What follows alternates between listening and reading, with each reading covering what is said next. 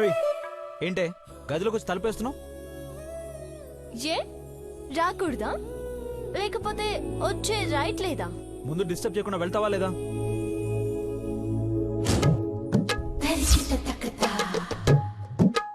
పెళ్ళాం పక్కనుంటే వేరే వాళ్ళ వల్ల డిస్టర్బ్ కాకుండా చూసుకోవాలి గాని పెళ్ళామే డిస్టర్బెన్స్ ఉంటే ఎలా బావా?